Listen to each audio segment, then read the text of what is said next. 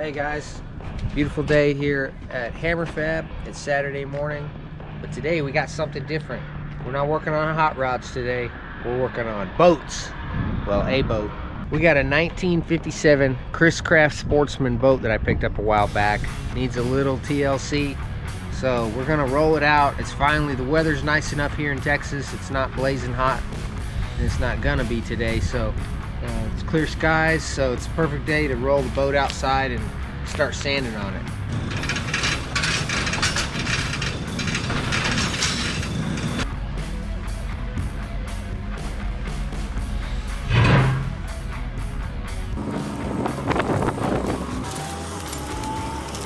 Alright, so here it is, 57 Chris Craft. This is a 17-foot model, so it's a pretty desirable boat actually, and it's in pretty good shape.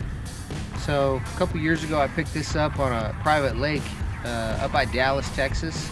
Customer of mine told me about it, and I couldn't pass it up. So I've never had a boat before, so why not start with a wooden one? I've been doing quite a bit of research on these boats, just learning about them. You know, usually with a wooden bottom boat you have to swell the bottom in order for all the planks to swell up and seal. Well, that only works if you have a boathouse, or it's constantly sitting on the lake where it's constantly absorbing moisture and stays swollen up like that. In my situation, I don't have that luxury because I don't live on a lake. I don't have a boathouse. I'm not going to be using it that often. And so it's going to live on a trailer most of its life, and I need to be able to just get it out of the garage and dump it in the lake and use it whenever I want without worrying about sinking. We're going to do something a little bit different because here at Hammer Fab, we're metal guys, we're metal fabricators, and we like working with metal. So I was thinking, well, can we blend a little bit of metal with wood and still get away with being a classic boat? And so the answer is yes. I've been doing some research, and there's several vintage boats from the 30s, 40s, 50s that actually have aluminum metal incorporated into the body. And so we're going to do sort of a Restomod version on this boat. It won't be a perfect restoration, which might scare a lot of guys, might get a lot of hate mail. But that's okay, because it's going to be way cooler than everybody else's boat, whether they like it or not. So the bottom of this boat is the worst part of the whole boat. It looks kind of rough here, and you know, there's stuff flaking off, but it's really not that bad on the back and the sides. The sides are really good, the back is good, and the top is good. The inside of the boat is really well maintained, and it's just gonna need a quick sanding and re-varnishing, and that's it. Now the bottom is a different story. It's seen a little bit more abuse. The planks used to have some sealant in between the boards. Well, a lot of that stuff is gone, or it's just crusty and fallen out. And then there's a couple of like holes in the front of the boat, just chunks of wood missing. And so what we got to do is address these situations. Like right here, the wood's kind of soft and rotten right there, so we're gonna have to cut out a section and repair that. Once we get all the repairs done, then we're gonna gouge out all of the old seam sealer or whatever was in there, and we're gonna do a little bit different technique. So we're gonna show you guys that later, but for now, first step is get it cleaned up, get all that old stuff out of the cracks, and then we'll do the next step.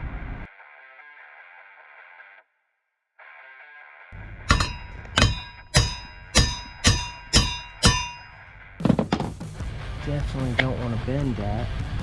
Let me see if I can get it out from the other way. I'll have to take this out first though, I think.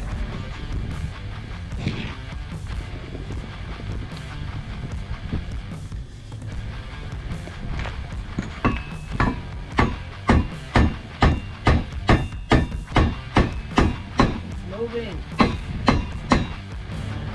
This here's the coupler that joins the propeller to the transmission. I just had to beat that off of the shaft in here. So now I think the propeller will come out the back.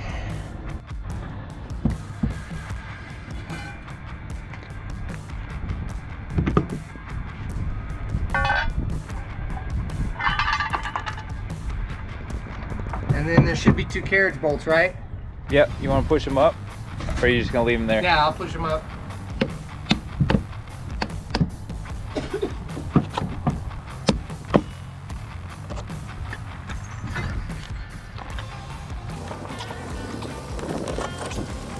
There she is. It's probably the first time she's been out in like 50 years. Probably since brand new, yeah. Solid brass. The shaft and the propeller's brass.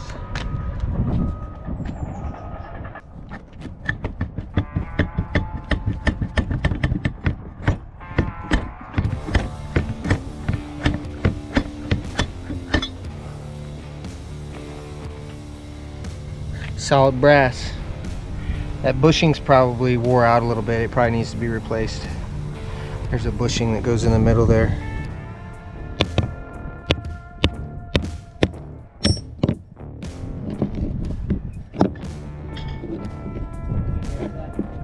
Yeah.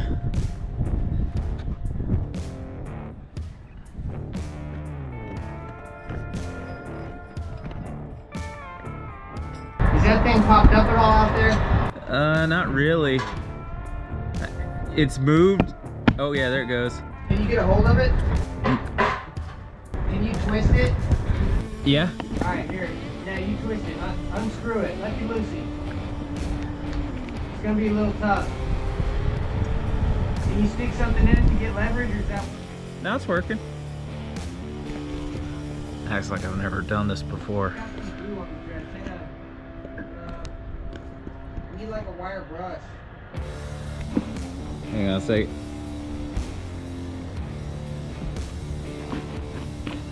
You need to stick something in there like a screwdriver? Yeah, I think I'm going to have to now. Because now it's not wanting to spin. Yeah, I see it. Oh, no, bring it back.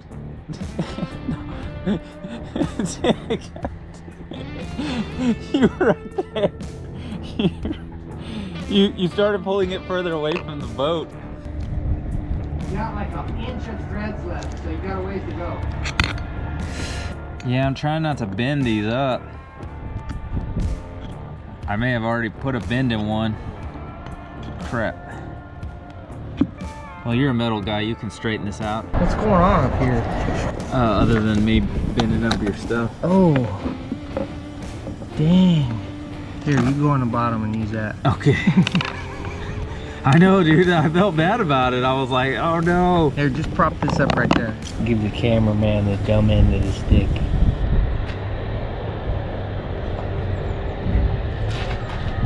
You ready? This is the last piece, and then we can start doing some real work.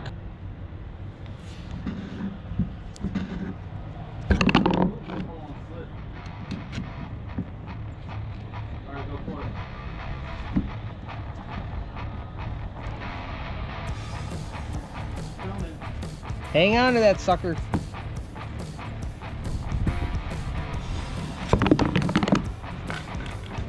All right, I got it. This is the drain hole for the boat.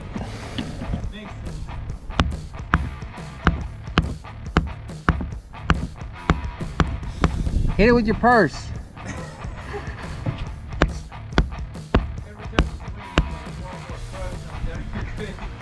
You're almost there.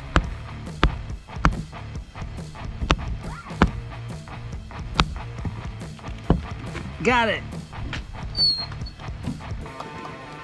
This is not original to the boat. 57 Chris Craft didn't have that. So on the original trailers, they had to have a big tall thing that came up and grabbed this. There's an island up there. They usually grab that. And so a lot of times guys would add this so you could use a more modern style trailer. Of course, this trailer isn't really more modern. It's pretty old. I think it was probably made in the 50s. So but this is a little bit more handy for getting it up on the boat or up on the trailer. So what you're saying is this thing has mods? Mods, yeah.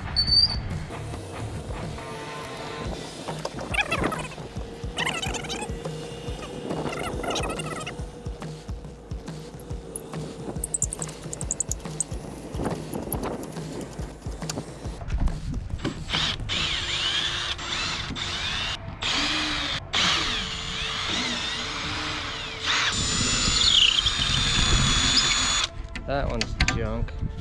This one's junk too. Oh, of course, the last one has to strip out. Story of my life.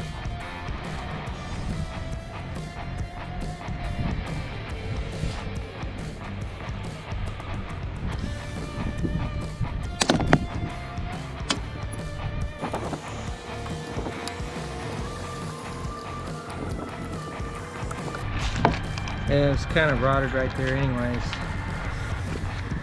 So it had like a little strip right there. We may have to remake that, and then looks like maybe we'll have to glue it, screw it, and then sand it to shape.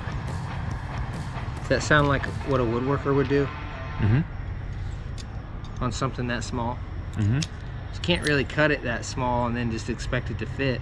No, you'd be having all types of tear out issues and everything trying to get a piece that small. So we're gonna have to glue it and then sand it.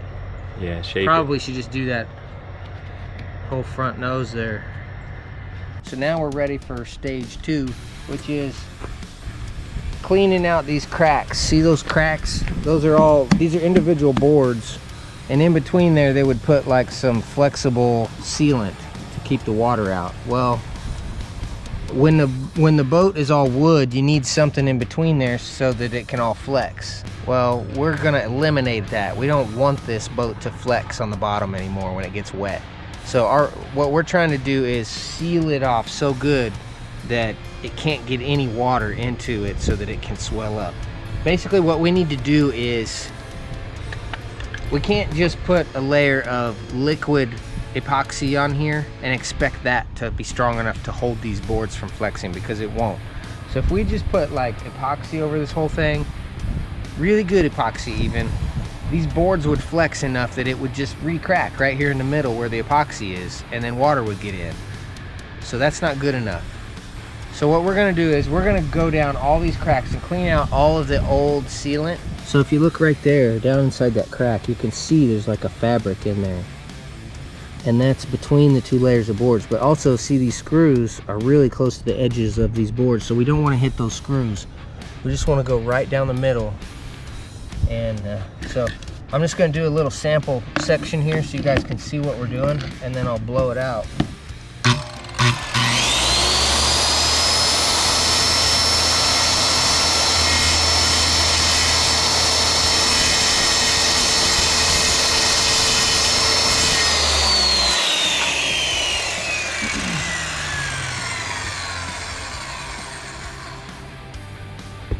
Let's blow it out and check it.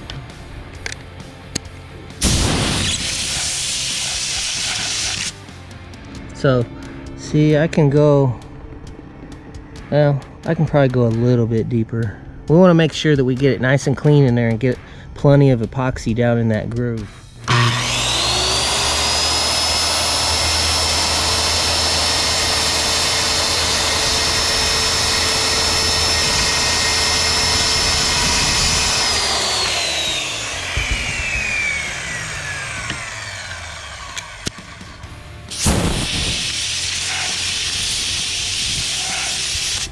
That's probably deep enough for that, and then what we'll do after we get that done to all the grooves, then we'll just take a grinder.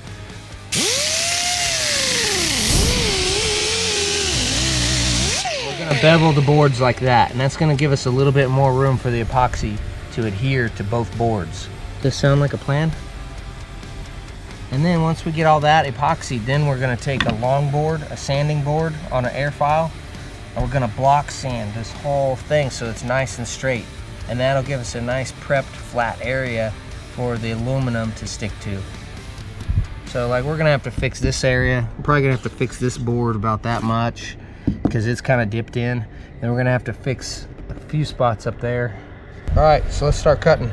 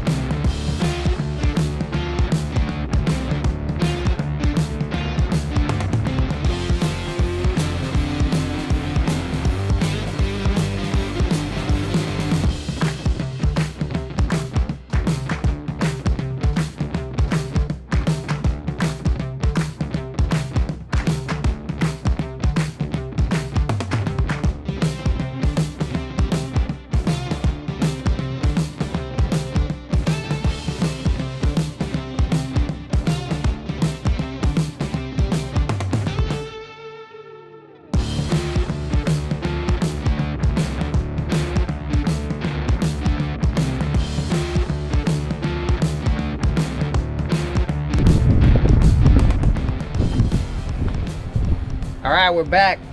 We're ready to start applying some marine grade epoxy to these seams and screw heads. So here's the stuff. It's a 2-part mix. It mixes 5-to-1 and says it handles like putty, hardens like steel, and sands like wood. And then it says harmful if swallowed. Don't swallow it. So anyways, we're gonna mix that up here and trowel it down all these grooves and let it set up, and then we'll sand it down. We're just gonna use this scrap piece of metal here. Okay, so we're just gonna go, I don't know how you measure this. We're gonna go 1, 2, 3, 4, 5, and then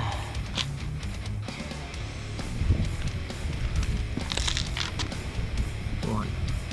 Dude, your camera is all over the place up there. This is Bob Ross mixing style. That's what I was thinking, man. I was getting those Bob Ross vibes. Yeah, looks a lot like his black gesso.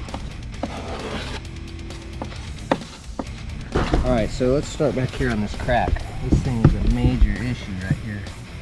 I want to feel that crack big time. I'm gonna push it down in there real good. You better move that. That thing is gonna fall over. I'm not responsible for your broken camera. It's on your property. It's your ladder. You're slowly getting more and more responsible. It's the neighbor's ladder that I dug out of the trash. I'm gonna go complain to your neighbors. I tried to use your ladder that was in the trash, and it fell over with my camera on it.